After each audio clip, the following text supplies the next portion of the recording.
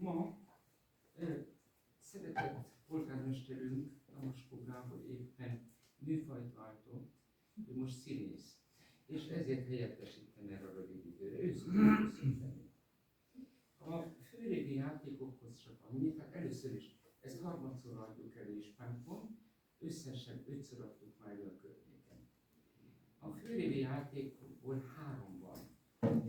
Ezeket a játékokat a késői középkorból a templomi misztérium játékokból hozták el a svábok a Dunaközbe Magyarországon. 3 játék van, az első Ádám és Éva kiűzése a paradicsomból, a második a pásztorjáték, a harmadik a 3 királyok játéka. A középsőt szokják legtöbbet előadni, a pásztorjátékot. Ezt mindenki megérti, tehát ez az, amit az emberek a legjobban ismernek, és legjobban hozzáférnek. A pásztorjáték, ha úgy mondhatnám, hogy az a szív játéka. Tehát itt alapjában véve a szívről és a szeretetről van szó. Nem véletlenül mondják magyarul, hogy a szeretet ünnepel. És itt az egész arról szól, ugyanúgy, hogy megmaradt az ajándékozásnak a szokása is, a szeretet ünnepe, a béke ünnepe, és ez így kell alapjában véve látszani és felfogni. A pásztorok olyan naív lelkek, hogy ők csak a szívükkel hallották meg az angyal. A királyokhoz az angyal már ezekben a játékokban direkt szól. Hát itt vannak különbségek. Tehát a visszaemlékezés az ember teremtésére, a centrális mozzanat Krisztus Jézus születésénél, aki alapban nem hozott más, mint szeretetet. Hogyha pontosan átgondoljuk, hogy mit mondott Jézus, názareti Jézus Krisztus, ő semmi más nem üzent az embereknek, mint hogy szeressétek egymást. Tehát ő nekünk a sok bölcs tanítás között, ami előtte volt a világban, ahol a bölcsességet közvetítették a különböző időkben, hogy szeretettel. Úgyhogy most ezzel a szeretettel játsszuk mi ezt, és remélem szeretettel fogják fogadni.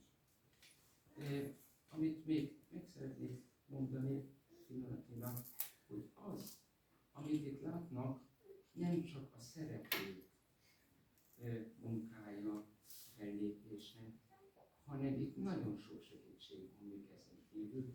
Nagyon sokan dolgoztak még ezen rajtunk kívül.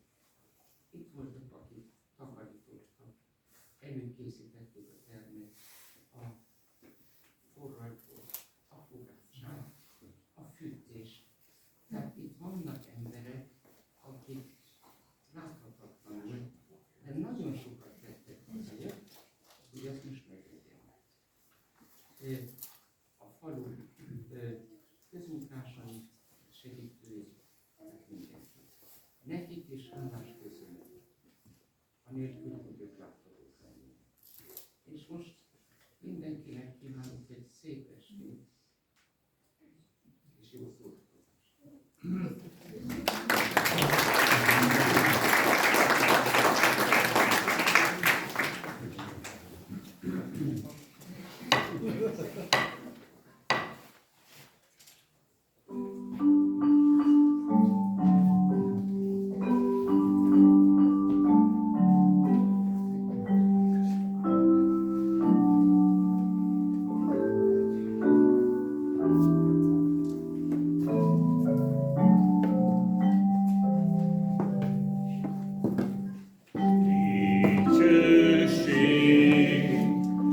Menjen az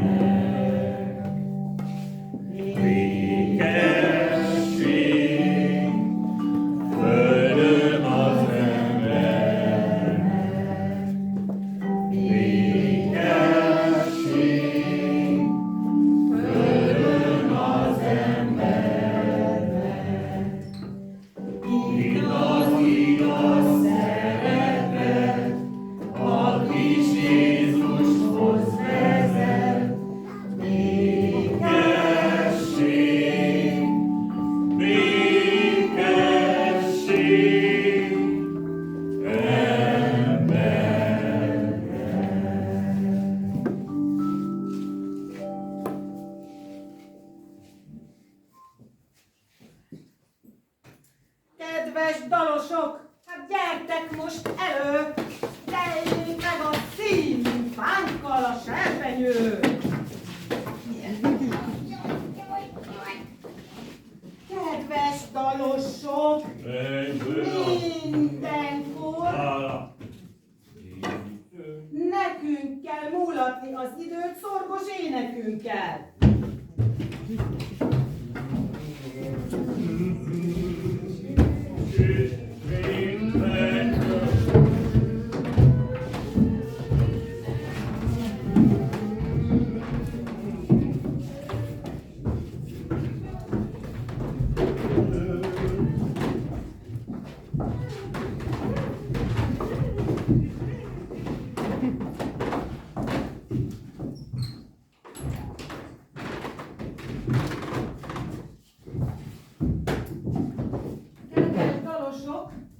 Tudjátok, először mindenkor a köszöntőn legyen a sor.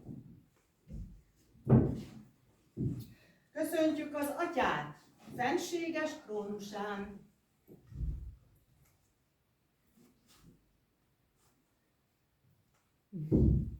Majd egyszülött fiát.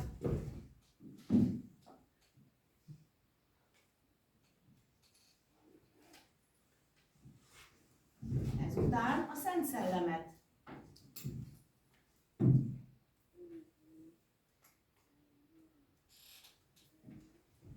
És hogy a sort végül lezárjuk, köszöntsük most egyszerre mindhármuk.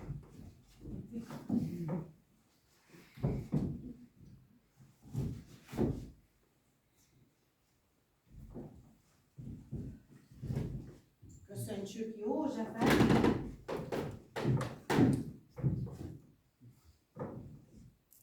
Illesse tisztelet szeplőtlen Máriát, s karján a kiskedet.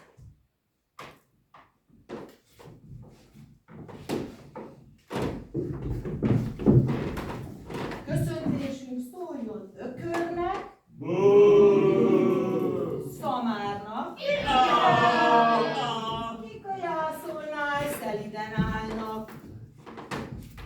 Köszöntésünk szóljon napnak, holdnak. Épp a tenger és a szalag fölött vándorolnak. Köszöntse őket fű s lomb, hisz a föld minden teremtménye közt mindnyájunkat ugyanaz a szenteső füröszt. Köszöntsük a tanácsot, a nemes hivatalt, ki közöttünk rendet Isten szent nevében tart. És köszöntsük az egész díszes társaságot, mindenkit, ki ma körünkbe vágyott. Kedves dalosok, másként szóljon hozzájuk, köszönteni őt a csillaghoz fordulunk. Kis csillagot hoztunk, nem nagyot, egy farúdra tűztük, ott ragyog. Sok fahér a föld kerekén, s mindegyik csúcsán egy szép csillag fényeskedik, de van egy csillag, mely fényes lett kivált. Ez szép csillag mindenkit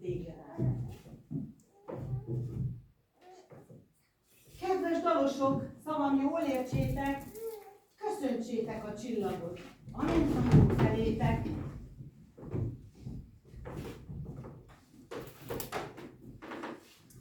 Köszöntjük, drága énekmesterünk, hisz mindent, mit tudunk, neki köszönhetünk. És köszöntjük, öreg tanítómesterünk végül, minden tudásunk az övére épül. Kedves dalosok, szavam, jól értsétek, jól halljátok. Mint ki majd összegyűlt, jól figyel rátok.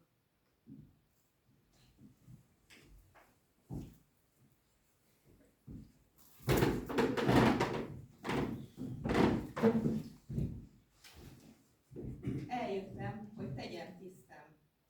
Szép jó estét adjon az Úristen. És ez az este legyen csak előleg. Adjon hozzá áldott, szép hosszú időket.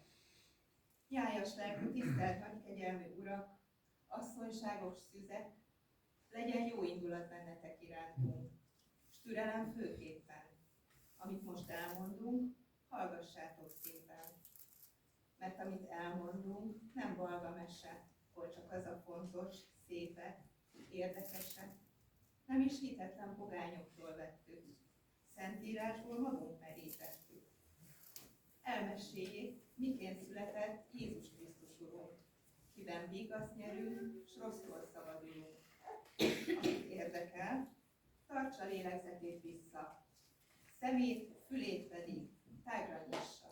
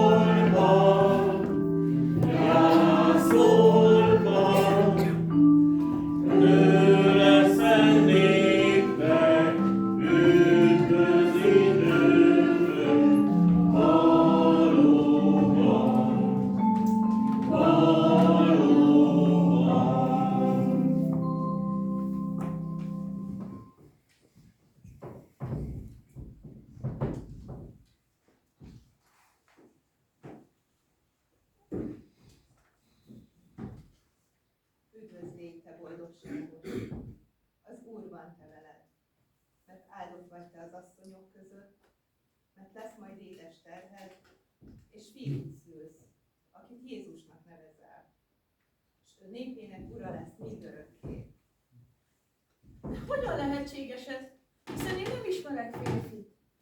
Íme, én Gábriel atya vagyok, és megjövendölöm, hogy a legmagasságosabb Úr ereje rád veti árnyékát. És ezért, ama szent, ki tőled születik, Isten fiának neveztetik.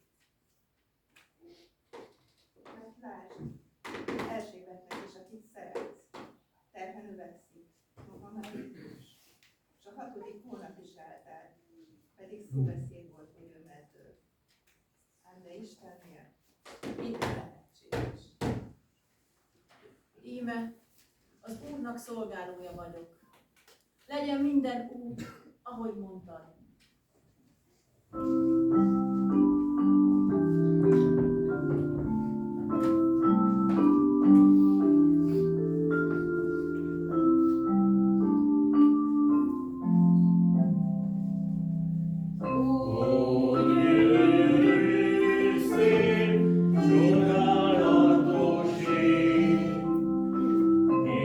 Isten ügyet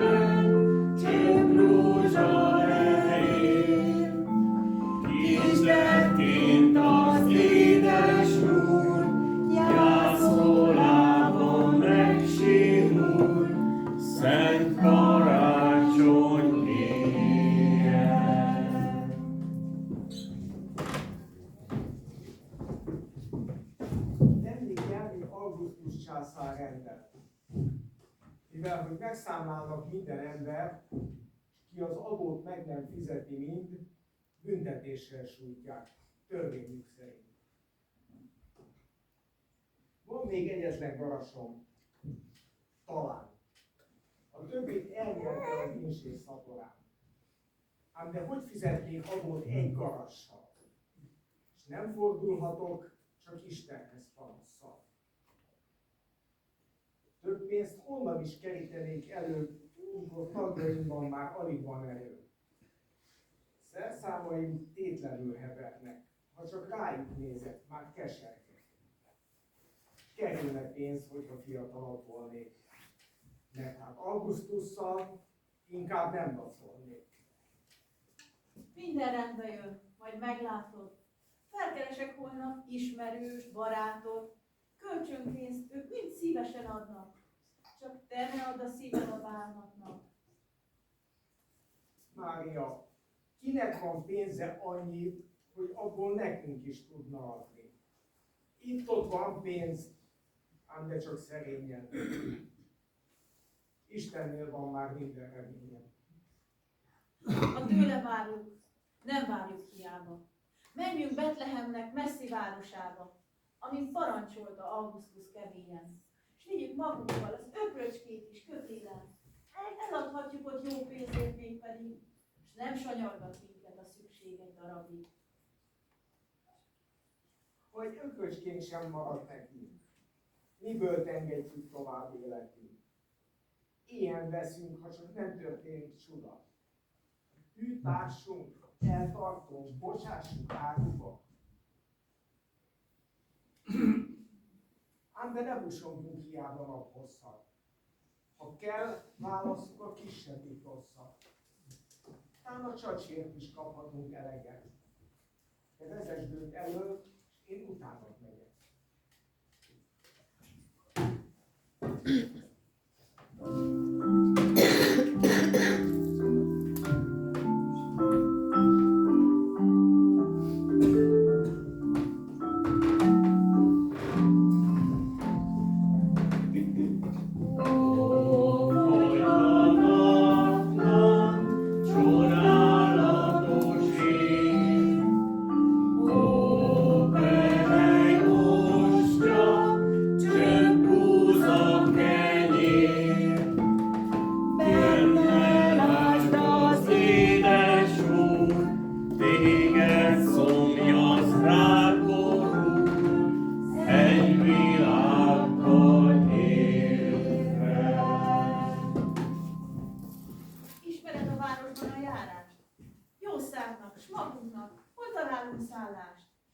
Ismerek egy derék fogadóst eleve, kinek Rufinus a becsületes neve.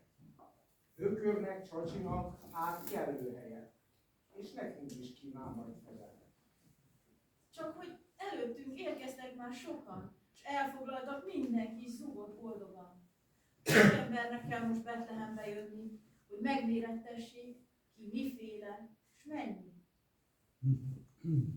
Közel a város, ne érkezzünk késve. Lógasd a jószágot kicsit sietésre. Éjszakára hamar becsukják a kaput. Kívül maradónak le is út, fel is út. Várjunk, ne siess oly nagyon. Lábamat emelni is már alig bírom. Rossz az út, s minden csupa jég. Talpon maradnom is már elég. Egész testemet átjárta a hideg, s ha a magzatnak fáj, a lelkem derneszti meg. Hamar megérkezünk. Pár perc elegendő. Melegíti testet forró vizes kendő.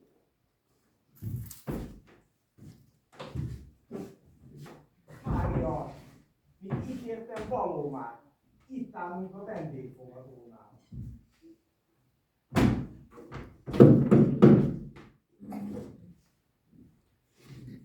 Isten megáldjon Rufinus barátom. Milyen szállást adsz nekünk, hadd látom. A hosszú utazástól elfárad a test. Tapasztalt utazó mind jól tudja ezt. Szemből fújt a szél havat jeget hordva, arcunkat, kezünket kicsit, de pirosra. Elkapáltam. Sajnálok, de nem bocsáthatlak. Egy utasnak helyén van, helyén hatnak. Aki egy utasnak helyen van, helyén hatnak. Aki betét, teli van súgolva minden aprócska súg. Kérek népszavamnak, mégis folyik hazug. Aki betét hozzám, maradt is valóban. Boldog a vendég, egy tisztes fogadóban.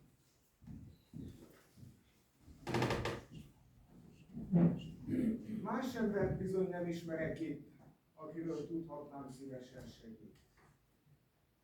Ám ne veszítsük el mindjárt a hitünk. Alkalmas szállást csak hamar kerítünk. A szomszédban, talán semmi nem hibázni. Szeretettel várja az utast a házni.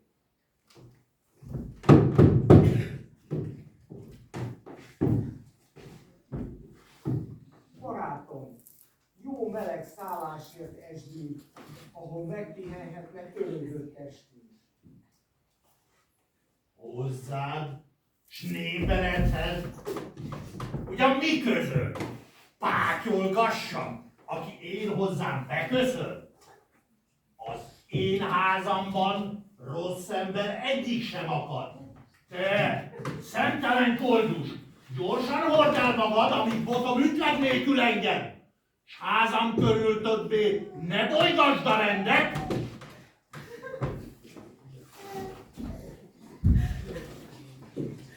Magasságos Isten irgalmazzon neki, ki a szegényt írútul elkergeti. Vászva, s reszketve várhatjuk halálunk, mert egy aprócska zúgot sehol sem találunk.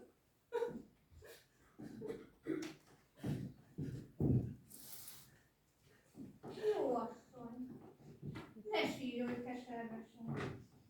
Szívedből a remény soha ki ne vesszen. Magad is láthatod, hogyha betekintesz, házunkban egy parátihely sincsen. De ha nem vagy kényes, csak fáradt vagy nagyon, ott van a kistáló, jó szívre van. Drága fogadós, bármi jó nekünk, legyen puha vagy kemény a fekhelyünk. Csak arcunkba a szél havat ne sodorjon, csak csontjainkig hideg ne hatoljon. Akkor hát, még jobb helyet nem adhatok, itt az istálóba, itt lakodhatok.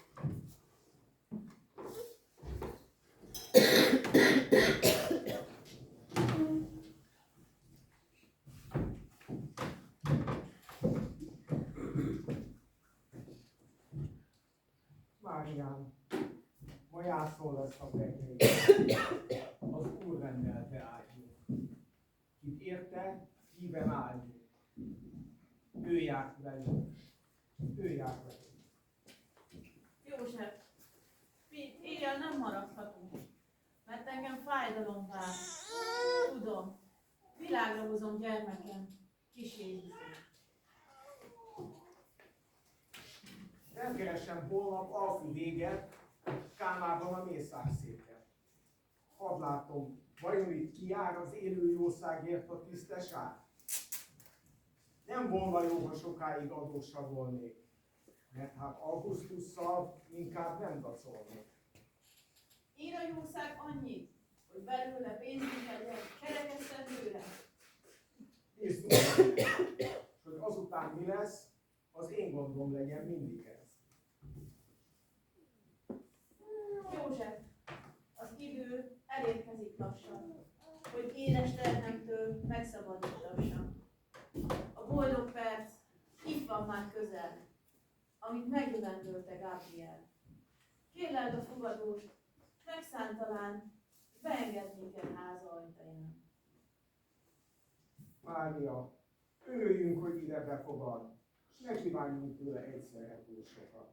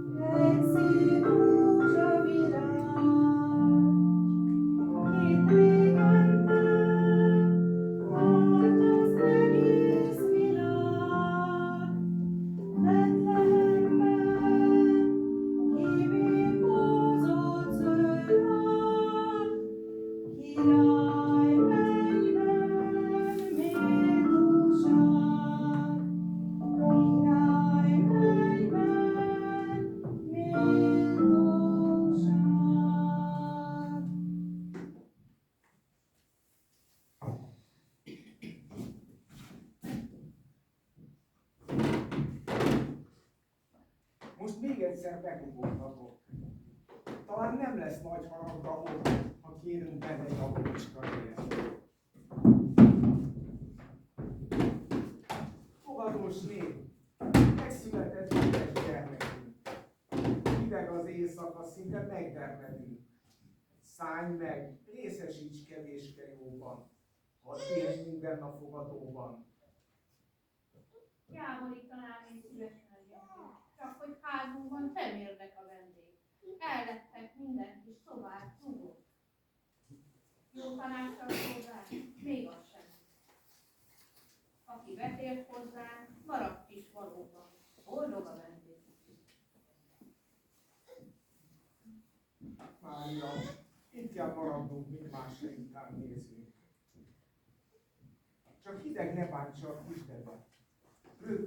Ötvös csacsi közé a jászolva fektest.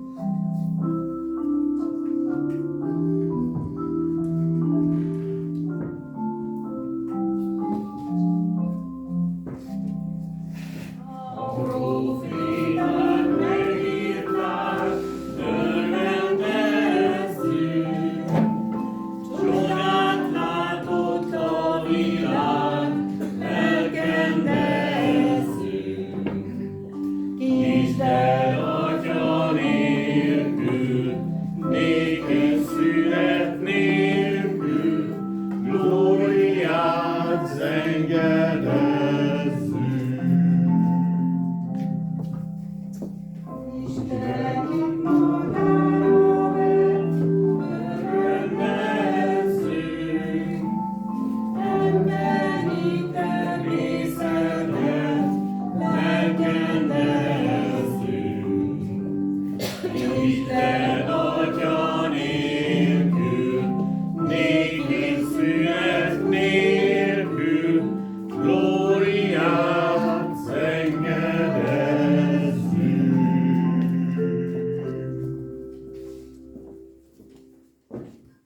Heska, hé, hé!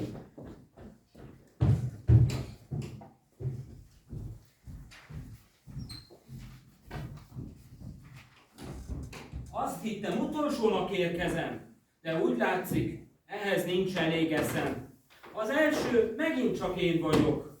Hús, hús, mindjárt megfagyok, ráz a hideg, arcom megdermet egészen. Az orrom meg szinte nem is érzem.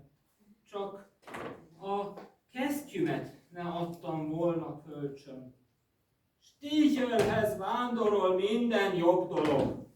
Hát ez a Stíchel testvér hol kódolok? Kiabáljak neki? Vagy kerüljem az ajt? Már látom is éppen erre tart. Heska, hé, hé! Heska, hé, hé!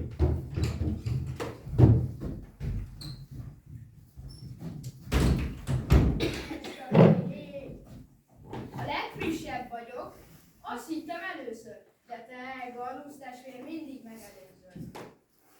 Stíchel, együtt a nyáj, megvannak juhaink? Gallusz, te mindig rám pirítsz. Igen, én piríttalak, de te mit tettél az én két kezemmel? Mit tettem volna? Ott vannak a helyükön. Rajtam keresendő talán minden dolgot? Vajon Vitok testvér, most meg hol kódolok? Kiabáljunk neki? Vagy kerüljük az agy? De már láttam őt, éppen erre tart. Heska, hé, hé! Heska, hé, hé!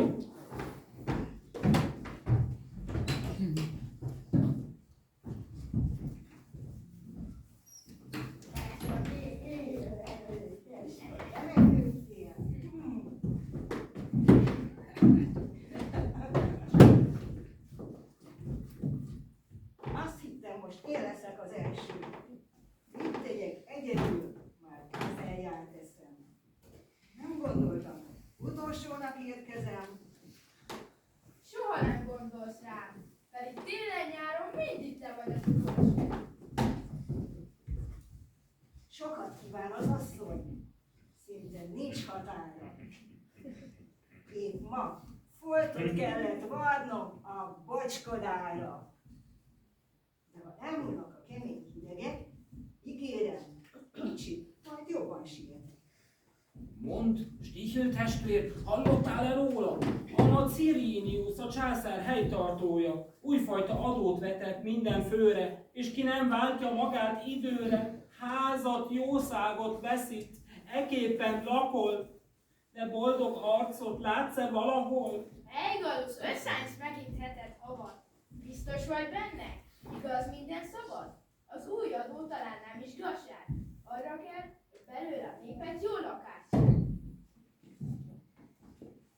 Ez a jól lakatás egyre csak késik, mi pedig eljutunk közben az éhezésig. Ne várd a jót, belül kell jóvá lenned. Ez segít ahhoz is, hogy legyen mit enned. Segítőkart a szegény már sehol se lát. Árad a bűn, a gonoszság, s nincs ellene gát. Állj, Vitok, mindig ugyanazt szavalod, és öröm lenne másnak a te összes bajod, inkább reám, nyomorult társadra tekints, nyugodt éjjel-nappal én számomra nincs, minden gondolatom egyedül a nyájon, mert hosszú ideig elkerül az álom.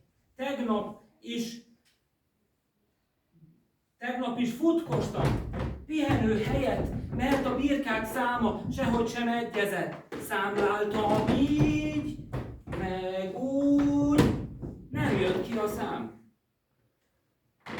is az okát. És miért nem mondanám? Mondd csak, te öreg szószágyár. Egy részüket a gonosz farkasok megették. Azt inkább a mészáros kutyái tették. Vigyázz máskor jobban a titokra, és nekem mindent az ártatlan farkasokra. Ne célolgass, testvér, inkább hallgass. Nem tép is harap a kutya, úgy, mint a farkas. Nem úgy, de többen. Hagyd már abba a gonosz beszédet. Inkább költsük el az estebédet.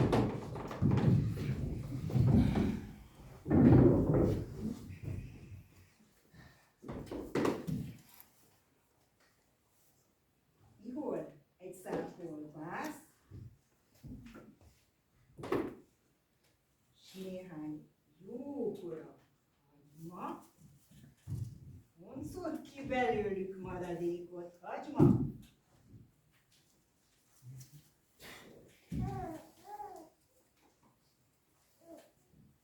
Hát a szalonna talán otthon maradt?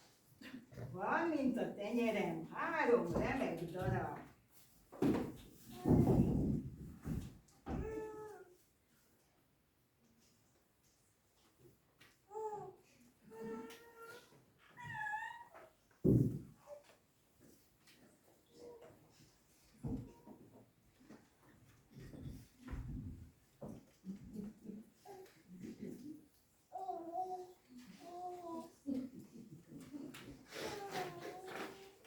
Emberek között ma nem hallani mást. Isten elküldi végre fiát, a messiás. Ő majd minnyájunkat megvált, és megvigasztal, mint sok bölcsel és jóval. Akkor a föld és bűvösséget nyer, és nem lesz rajtunk sem gond, sem teher. Bárcsak ne hiába várakoznánk, és a messiás eljönne hozzánk. Újonganánk és táncolnánk vígan, s gráciát zengenénk mindannyian. A szegények megvigasztalja. Mikor? És hol születik? Mit tudok róla? Nincs tudatban még az ideje, annál inkább azon van helye. Betlehem a hely, és megszületik ott egy szűztől. Szűztől nem semmi. Drága jó testvérek, vár még sok munka ránk. Híven megosztottuk egymással vacsoránk. Most egy kis pihenőre szépen ledölünk, és talán nem marad távol az álom mi tőlünk.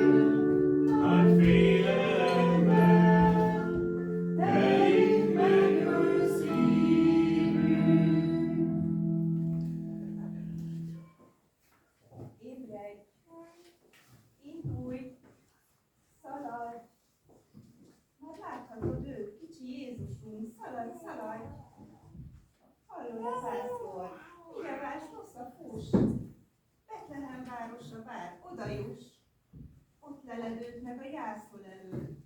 Pásztor, hát menj te is, áld a nyílt. Áld a nyílt, áld a nyílt. Erre vártál, hogy hosszú ideig. Szíved most végsággal telik.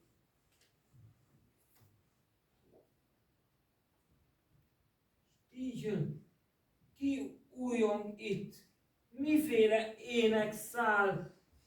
Mikor legjobban alszunk? Talán kísértet vegzál?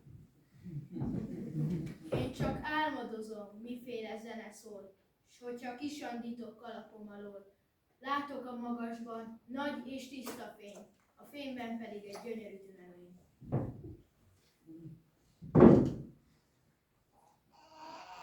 szívem együtt zengett csodaszép hanggal, mintha szólana egy valóságos angyal.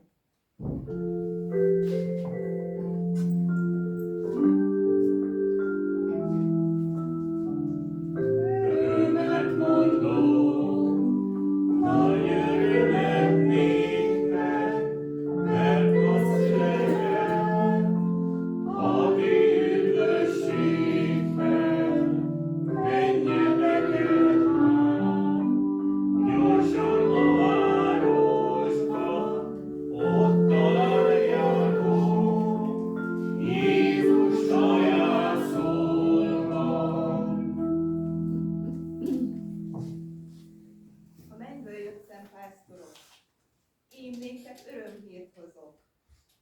Nem mondhatok most mindent el, majd látjátok, mit látni kell.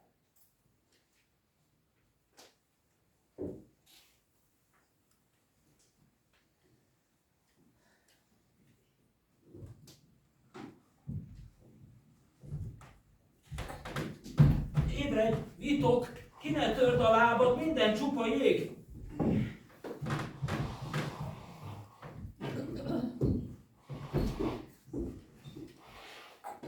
Egy, a manóját, Szuzmara hullik. Csúszkálok, mint kártya a kocsmaasztalon. A szakállad meg egyetlen jégcsap.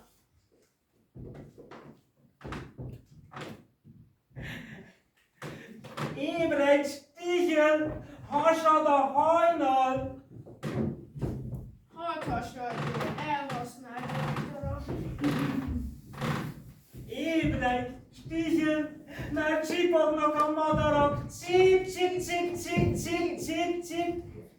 Hadd csipogjanak, kicsi a csőrű, könnyű a sztárgani. Ébredj, Stigyel, a fuvarosok már végig dobognak az utcán.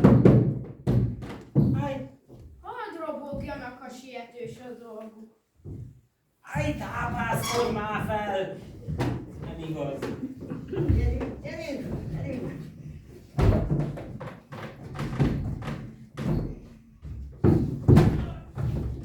Ki ne törd a lábad, minden csupa jég.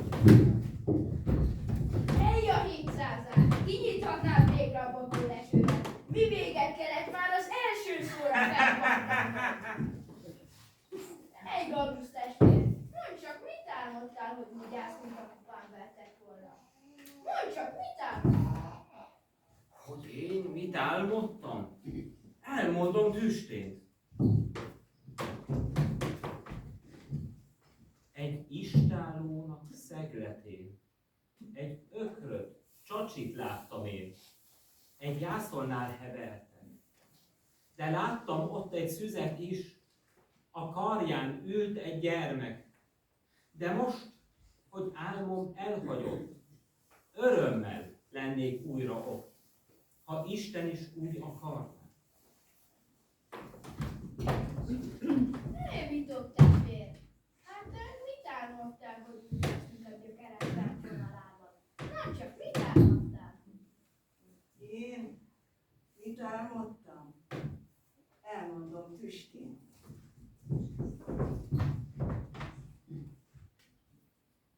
Karácsony csöndes éjjelén egy ifjú asszonyt láttam én.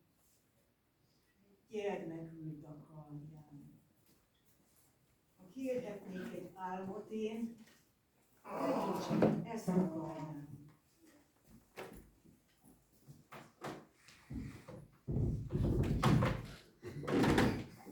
Stigyő testvér, te meg mit álmodtál? Hogy úgy állsz, mint aki most is álmodik.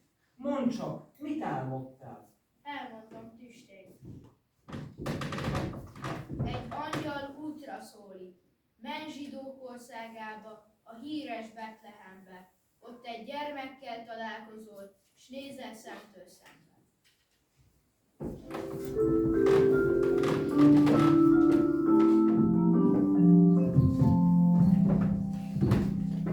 Pásztorok, jöjjünk fel!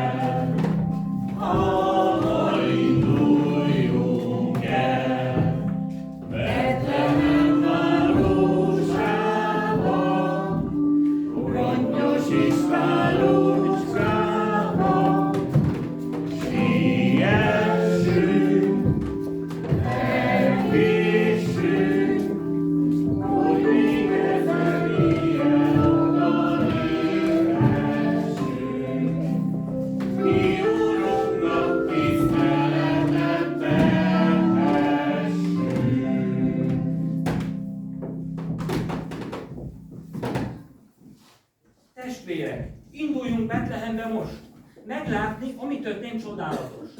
Ám de mi legyen majd adományunk, amivel a gyermeknek szépet, jót kívánunk? Egy korsó juhtejet viszek, hát ha nem elég édesanyja teje.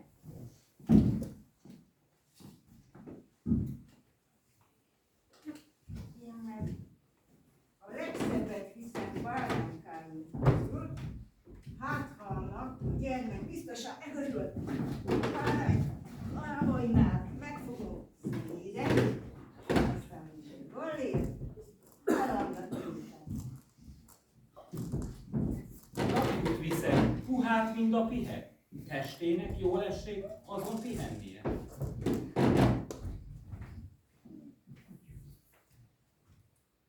Na, menjünk.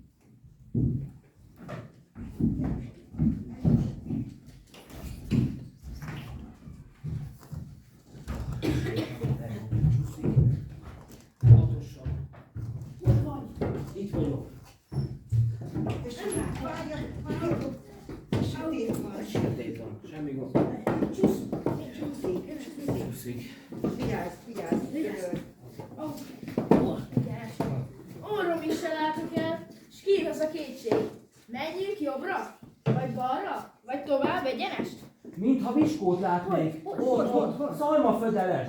Nosza, zörgessünk be. Ajándék van nálunk. Senki sem hiheti, hogy rosszban sántikálunk. És bizonyára találunk majd segítő kezet. És megtudjuk Isten fiához az út merre vezet.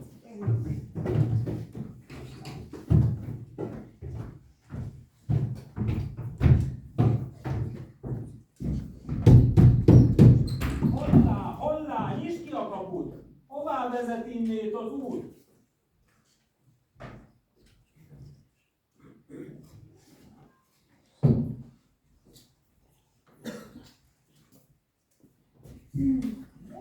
Ki vagy barátom, és miféle szerzet, hogy ének évadjában zajomban imerszel?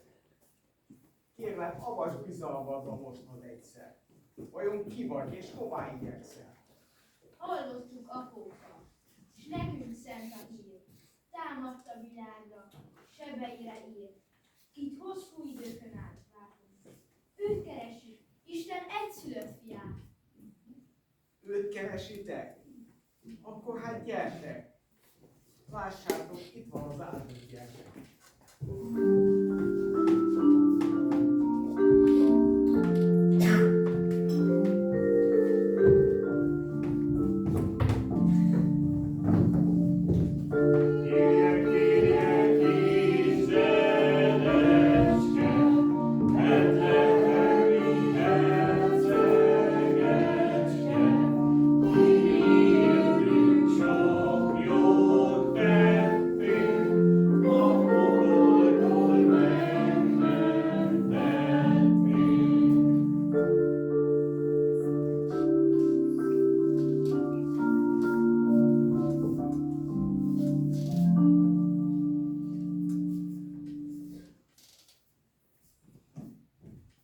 Köszöntelek, szép gyermek, kik eljöttek hozzánk, inségben lelnek. Nem tolpihe van a tested alatt, kemény szalmaszál döfködik oldalat. Nem a nyár meleg napsugara ér, megszülettél, mikor koromba a tél. Halovány arcot, te gyönge gyermek, és apró kezed a hideg töldelmek.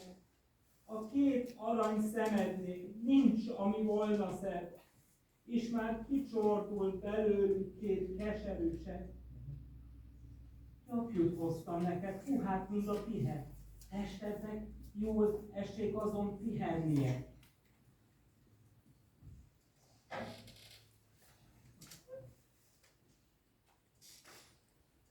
Egy kis lisztet is adjak finoman, kitellik belőle kalács, néhány fonat. Máskor, hogy lásd, mit hűségem jelét, méltó ajándékkal járulok elé. Köszöntelek, áldott gyermek, halvány arcot hideg töldelmek. Bár tiéd a mennyek minden gazdagsága, szegények csupaszon viszkül a világon. Egy korsó tejet hoztam, ízleld meg itt kérlek. Vedd oltalmadban, méltatlan.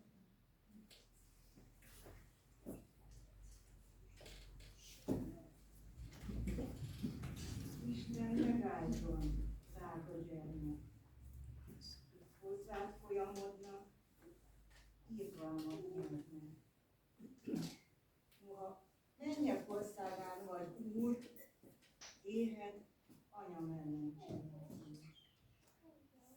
Ez a bárány, nézd, kicsinke még, fogadd el tőlem, hogyha tetszenék.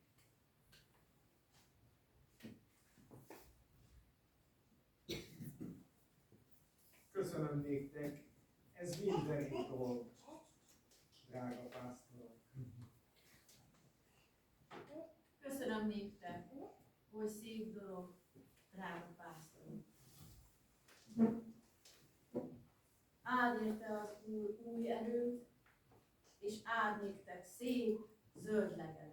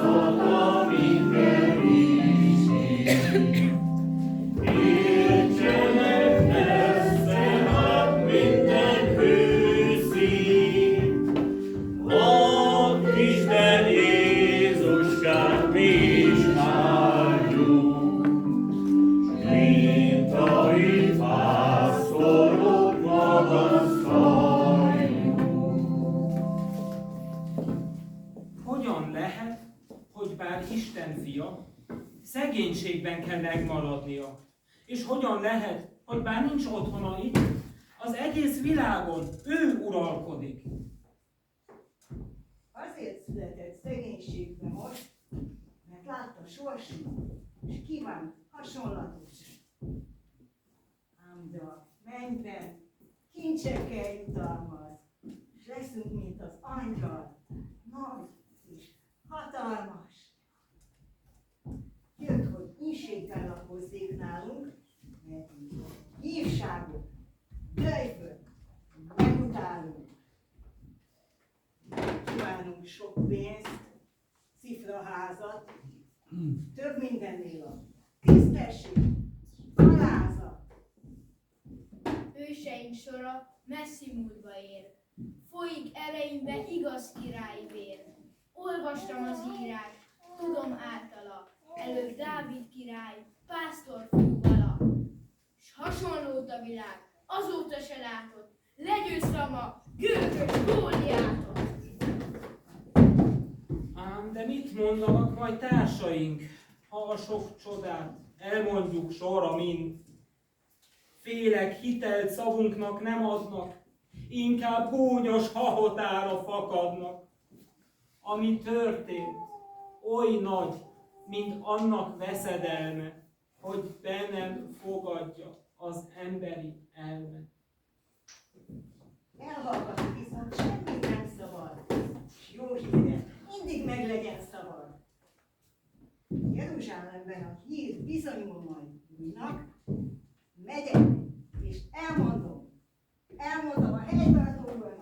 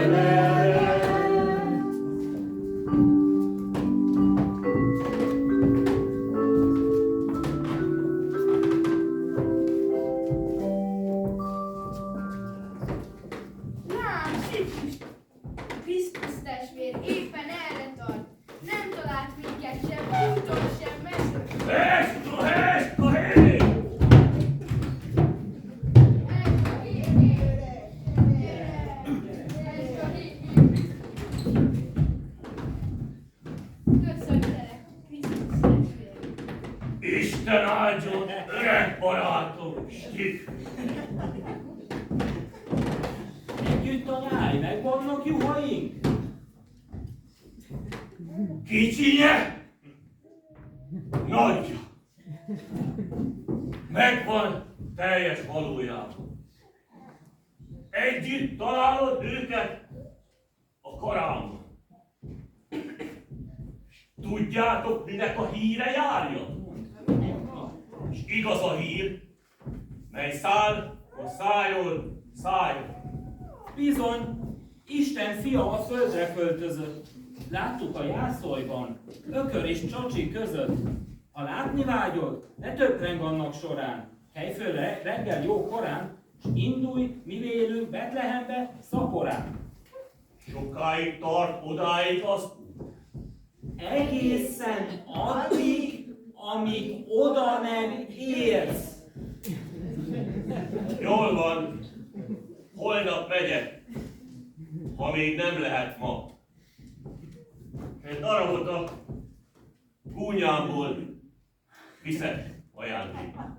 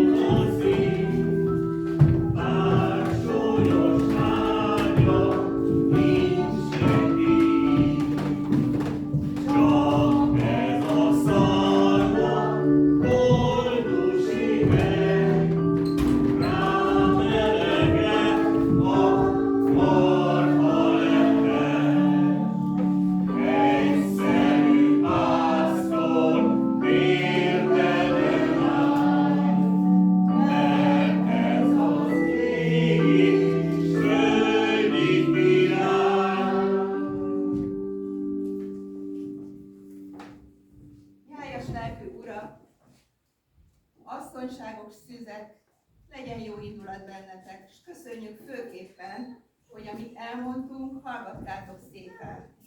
És hogyha nem tetszett, sőt bosszankodtatok, más, mint balgaságunk nem lehet az ok. De hogyha tetszett, azt sem mi tettük, hanem a Szentírás miből merítettük. Nézzétek ezért csak a szándékot magát, Isten adjon mindnyájunknak szép, nyugalmas éjszakát!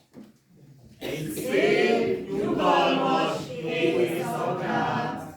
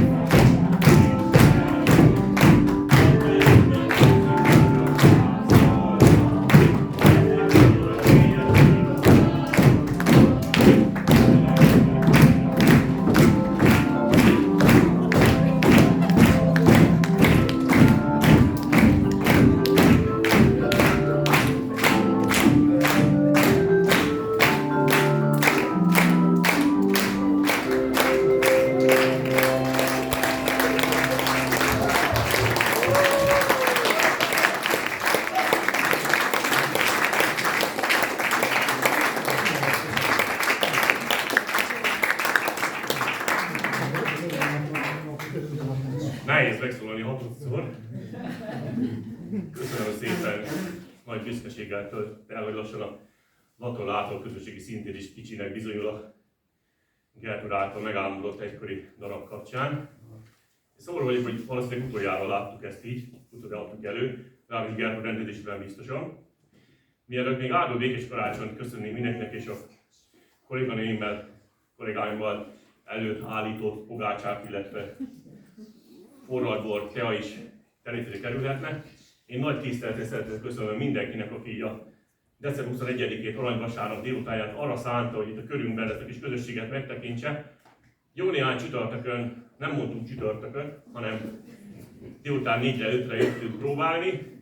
Eleinte egyszerűen bocán, aztán, ahogy jött a dátum, próbáltuk magunkat összeszedni. Aki volt már péntekre, az látta a főpróbát is, azt mondták, hogy sikerült rosszul. A mai majd eldöntik önök, hogy érezték magukat. Akik először látták, nagy tisztelettel köszönöm, akik köszönöm, még jobban köszönöm, hogy még végig szenvedték velünk ezt a darabot, erre nem szenvedés után. Ez egy nagy öröm játék volt ez a közösségben részt venni, szerepet vállalni. És minden évben kicsit cserélődik a társulat, és mindig új arcok, új szereplők is megjelennek, de a fonál az ugyanaz, a rendező asszony által megálmodott darabban, azt gondolom, hogy teljes mértékben és hülyen tükrözte azt a hangulatvilágot, amit szeretett volna előadni velünk, és talán sikerült. És mielőtt még tényleg még egyszer megköszönném, én azt gondolom, hogy így a díszelőadás végén meg kell köszönjem a rendező asszonynak is, hogy így hordával tartott bennünket, de azelőtt még énekmesterünknek szeretnék, aki ugyancsak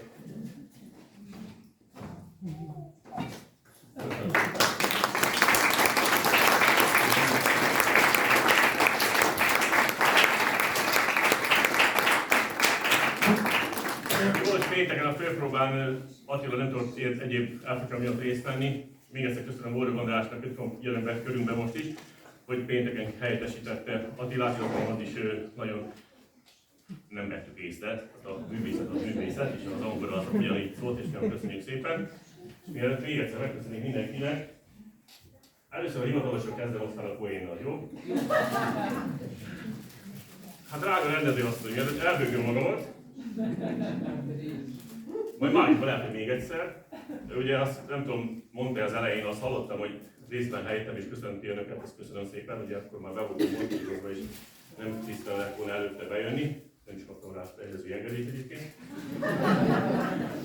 Úgyhogy lehet, hogy sokan tudják, sokan nem, hogy Gertrude és Kálmán Svájcból érkeztek hozzánk, és gyűjtőnek jöttek el a befogadó kékerőket. 22 évig, és jövő májusban el szeretnének költözni. Azt, hogy elengedjük őket, azt nem tudom, mert nyilván az élet ezt. Ennél nagyobbat, köszönöm szépen. Köszönöm szépen. És neked köszönöm, Gertrude, hogy...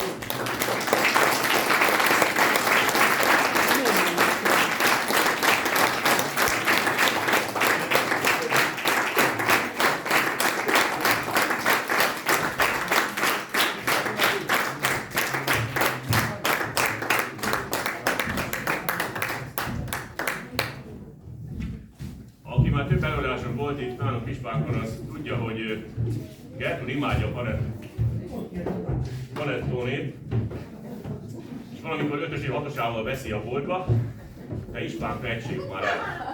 Tehát hol elhagyja őket, vagy meg se veszik. Csak ott vagyok. Ellopták, meghoztam őket és elkint a teraszokból. Istánkon van egy panettónetól, vagy azok. Lehet, hogy én voltam, ha megítottam egyet. Mindenki, akkor még kell, mert csak 3 kaptál, akkor még 3-szor kell jönnöd. Hát azért, az 3. Egy, az...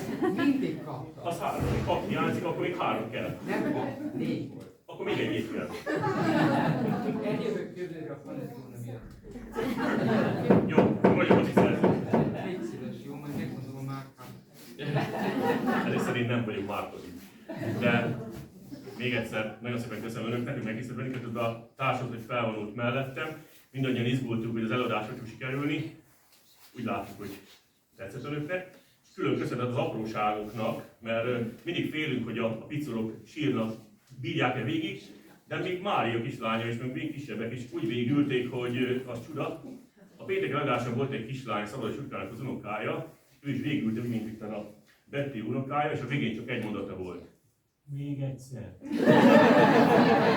Na még egyszer most nem én Matyiszadra köszönöm mindenkinek, áldott békés karácsonyi ünnepeket.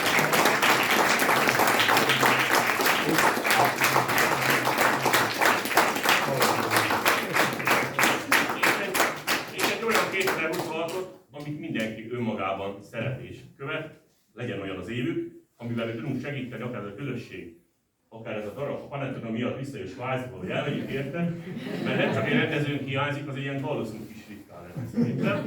Úgyhogy köszönöm szépen, akkor mindenkit várunk szeretettel a kollégáimmal előkészített fogással, forradból tea, üdítő, beszélgessünk, még aki nem sietottan, mindenkit szívesen látunk, és köszönjük szépen még egyszer a társadalmat nevében, hogy megtiszteltek bennünket itt vasárnap délután. A leghosszabb éjszaka lesz, a legrövidebb nap után. Minden más